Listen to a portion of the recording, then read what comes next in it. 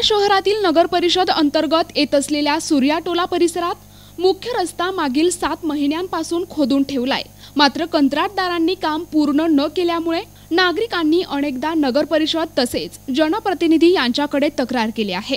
मात्र कोणीही लक्ष देत नसल्याने नागरिकांसह शाळेत जाणाऱ्या विद्यार्थ्यांना, परिसरातील दुकानदारांना नाहक त्रास सहन करावा लागतोय।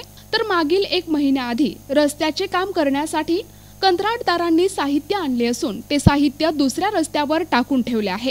त्यामुळे परिसरातील 2 रस्ते बंद झाल्यामुळे नागरिकांना ये-जा करण्यासाठी मोठा त्रास होत असून याकडे नगर परिषद आणि जनप्रतिनिधी लक्ष देत नसल्यामुळे नागरिकांचा आक्रोश वाढत चालला आहे। रस्ता 7-8 महिन्यापासून बंद पडलेला आहे। या रस्ता बंद असल्यामुळे आमच्या कामधंद्यावर भी फरक पडलेला आहे। इथून जाणाऱ्या स्कूल शाळेच्या मुलं इथं पडत राहतात ना, त्यांना काही चोटगीट लागलेली आहे 2-3 वेळा। आणि काही गाड्या उड्या आल्या, गोटे गाटे सर्व अंगावर उडतात न लागतात।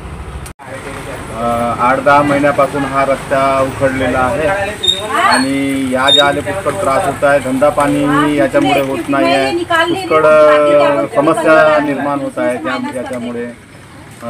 हा लवकरात लवकर रस्ता बनला पाहिजे ना, आमचा धंदा चालला पाहिजे हीच अपेक्षा।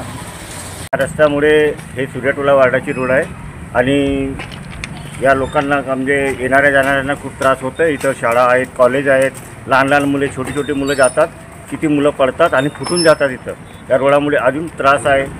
या रस्त्यावर हे ढगं ठेवलेले आहेत, रेती गिट्टी, आणि यांच्याकडे शासन काही लक्ष नाही देत।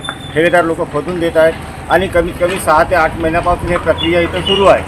भर बरसातीमध्ये चिखलामध्ये मुलं पडाली, ते काही लोक फुटले आहेत आणि सरकार याच्याकडे काही लक्ष देत नाही। तर मी ज्यांनाही हे काम दिलं असेल, ठेकेदार लोक किंवा अजून हे नगर परिषद शासन, यांना मी आग्रहाची विनंती करतो की कृपया लवकरात लवकर ह्या रोडाला तयार करून देण्याची कृपा करावी। प्रतिनिधी राधाकिसन सुटे, NTV न्यूज मराठी, गोंदिया।